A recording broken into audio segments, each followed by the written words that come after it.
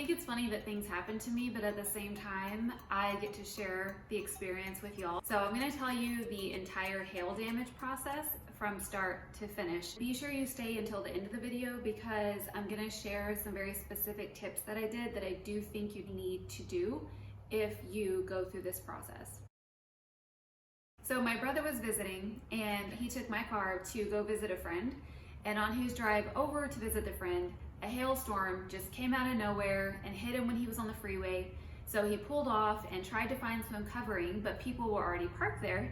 So he ended up parking underneath a little tree, which may not seem like much, but my moonroof or my sunroof didn't get damaged. So I'm thinking that the tree probably helped. So any kind of covering that you can find during a hailstorm is better than nothing. So when he came back, it was nighttime. It didn't look like there was much damage to my truck. I didn't actually use my truck for the next few days, but then I finally did get in it and I was like, oh my gosh, there's so many dents everywhere. My windshield was cracked from top to bottom. So I was like, crap. This is where insurance comes into play. I called my insurance and told them about the hailstorm. They asked me all kinds of questions. Who was driving? What size was the hail? What time of day was it? Where did this happen? All kinds of stuff. They asked me all the questions that they could, and then they wanted my brother's information so they could contact him and ask him questions about the hailstorm and his insurance and all of that. So thankfully, we pay for comprehensive coverage on our insurance. That actually covered the hail incident. Normally, they said a windshield isn't covered, but because it did happen from the same incident, then yes, it was all covered together and we just had to pay our deductible. If I didn't have comprehensive, I would have had to pay for the whole repair out of my own pocket. And then she got back to me and she was like, okay, I'm gonna send you a link. I need you to take pictures of all the dents, upload them, and take a video. And she was very specific about what she needed. So I went ahead and did all of that, which I'll insert a picture here. I put post-it notes on my truck around every dent and did a little video, and then I uploaded those to the link and waited to hear back. What they did with that was go ahead and create an estimate, which is basically a breakdown of what it might cost to repair all the damage to my truck. Once I got that estimate, they told me that I was welcome to choose whoever I wanted to repair my truck, whatever auto body shop, whenever I wanted to take it. All of that was totally up to me. They could recommend some, or I could go ahead and look on my own. I actually prefer to look on my own because I want to know who I'm using.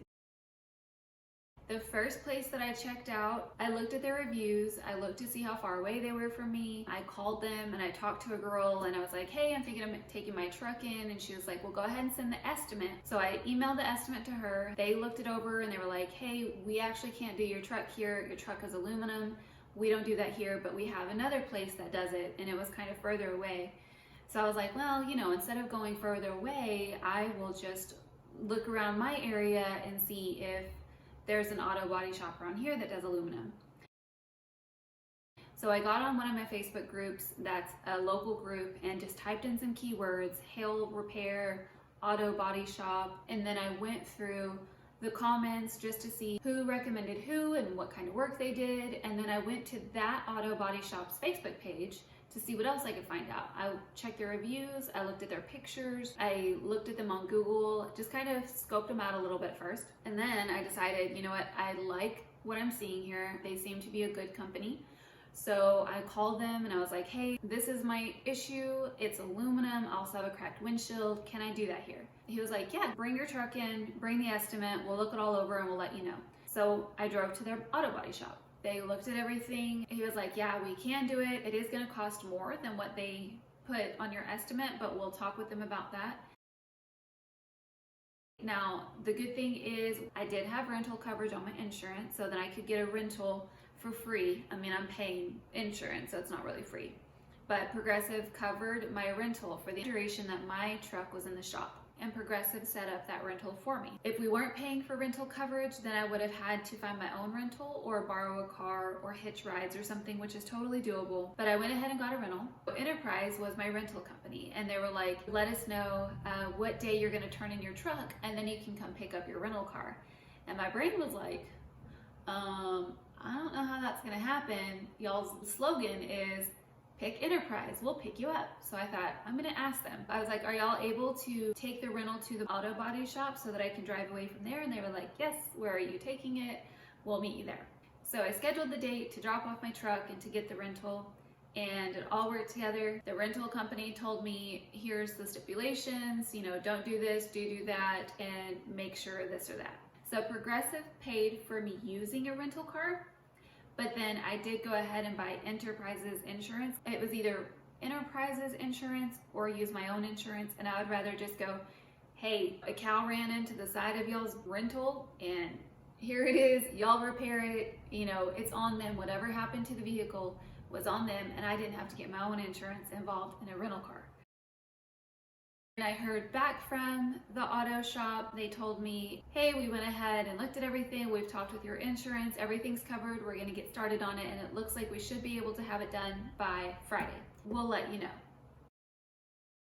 So I didn't hear anything on Friday. He did call me Saturday morning, and he had said that they wanted to make sure the windshield glue was completely dry before they handed it over to me so I could get it Monday morning, which is today. And when I did return the rental, I was like, hey, does somebody want to meet me there, or how is this going to work? And they were like, no, just go ahead and park your rental there. Give us a call. Let us know what time you left it there, and then we will put an end date on your rental. So I showed up today. I took my rental to the auto body shop, paid for the whole thing, which was just my deductible, and then drove away. Now, some key tips that I did do, and I want you guys to know this. After Progressive gave me the estimate, they went ahead and mailed me a check for the amount. So what that does is Progressive gives me the money, it goes in my bank account, I pay the auto body guy. So when your insurance company gives you money for repairs, it's not fun money, it's meant to go towards the repair. So I held on to that check until it was time to pay for the repair. Now, one thing I did whenever I dropped off my truck, I took a picture of the odometer to see how many miles were on it, because my brain said, if I get my truck back and there's an extra 100 miles on my odometer, something sketchy happened. And I also just took a mental note of the inside of my truck just to see, like, if I got it back and this is damaged, I know it wasn't damaged before.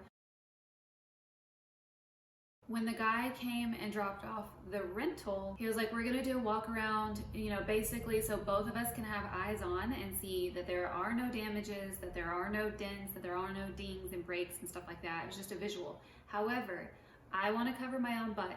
So before I even drove away from the auto body shop, I took a minute. I actually took pictures of every single angle of the Jeep.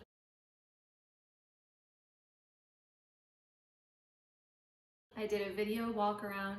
I got inside the Jeep and I took pictures from the interior. One of the things they told me was no pets in the car, but when I got into the passenger seat, I saw like fur in the seat. So I was like, this is not my animal, was not me. I'm gonna go ahead and take a picture of it. And I also took pictures of the fuel level, because he was like, we're giving it to you with over half a tank left. When you return it, you need to have over half a tank. Also showed me a little graph that said, if there is a dent, anything over this size is your responsibility.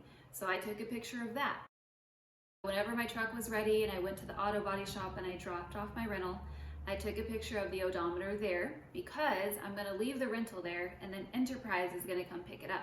So if there's an extra 15 miles on it whenever Enterprise gets it back, then I know that wasn't me. Do things like that to cover your own butt, because you don't wanna be responsible for something that you didn't do. One more thing that I am gonna do soon, I'm giving the glue a few more days to dry on my windshield, but within about 4 days, I'm gonna take my truck through the car wash and make sure that nothing is leaking, making sure that the seal around my windshield is completely closed, because if there is a leak, then I know I need to take it right back to the auto body shop and let them know. I did get a phone call from Progressive earlier that said, we've talked to the auto body shop, we've talked to Enterprise, it sounds like you've got your vehicle back, we will send you an email that basically covers everything that happened, and now I'm in the clear and it's all done. Feel free to ask me questions, leave a comment if you want to, or DM me on Instagram. The handle is @Personal Powerhouse. There's a whole bunch of life skill tips on there. Go over there and see what else you haven't learned, and then DM me if you ever have questions. And if you haven't yet, jump on the wait list for the mini course because it's opening soon. And the people who are on the wait list are actually going to get to buy the course for $10 off. Signing up on the list doesn't mean that you are buying it. It just means you're signing up to get notified whenever the course launches. And then you can get that deal. So go to personalpowerhouse.com/waitlist and stick in your email. Okay, talk to you guys later. Oh, crap. If this ever happens to you and you're calling your insurance and you're calling the rental company and you're calling the auto body shop, it is 100% okay to be like, hey, I've never been in a hail damage accident before. I don't know the procedure. What do I do next? And then at the end of the conversation, you can ask them, okay, cool. And are you supposed to call me or am I supposed to call you? Or you can ask, will I get an email about that? Or is there anything I need to do while I wait? Is there anything I need to do on my end? It's totally okay. Everybody has a first time experience and you're not expected to know it right out of the gate.